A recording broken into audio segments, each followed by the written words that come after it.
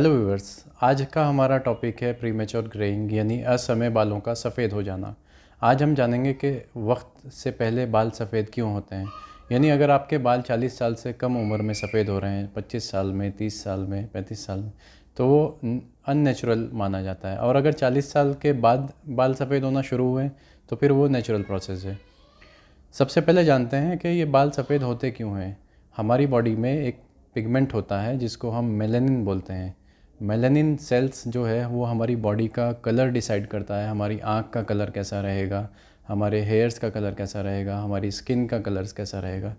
तो इन्हीं सेल्स के डिस्टर्बेंसेस की वजह से, ऊपर नीचे होने की वजह से ये कमी या ज़्यादती पैदा होती है, जिससे हमारी स्किन का कलर कभी कभी नेचुरल कलर से बहुत ज़्यादा हट जाता है, वाइट हो जाता है। अगर ब्लैक है तो वाइट हो जाता है और वाइट है तो ब्लैक हो जाता है। तो इसी तरीके से बालों का हिसाब है। बालों में जो है वो इसकी कमी की वजह से या ज़्यादती की वजह से, जैसे यूरोपियन कंट्रीज़ में हम देखते हैं जो सर्द इलाके हैं, जैसे ब्रिटिशर्स के हम बाल देखते हैं तो हमेशा उनके बाल सफ़ेद ही होते हैं।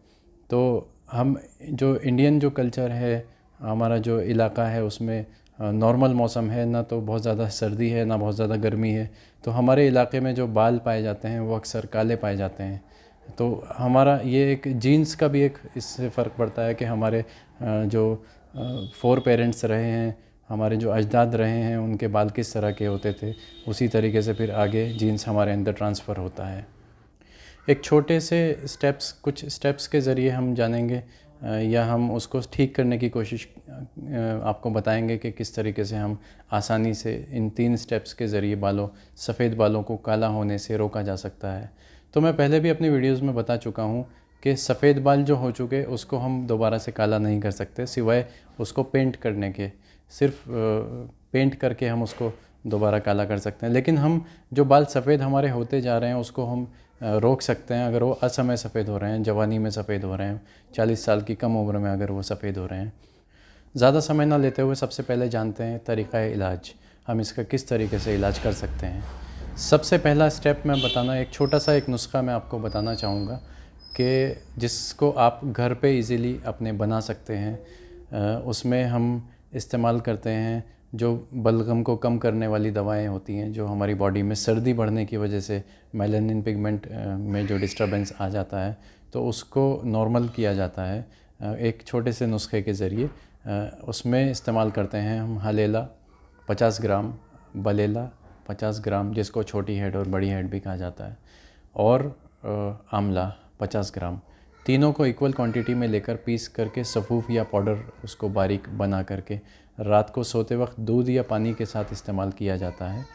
तो इसको रेगुलर लंबे एक इंटरवल 6 महीने, 8 महीने, 1 साल, 2 साल तक लगातार इस्तेमाल किया जा सकता है।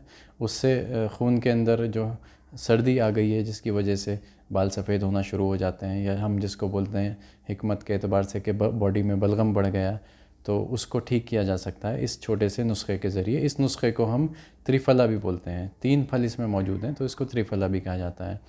इसी नुस्खे की कुछ दवाएं बाज़ार में भी मौजूद हैं, जैसे इत्रिफल किशनीज़ है, इत्रिफल उस्तुकुदूस है।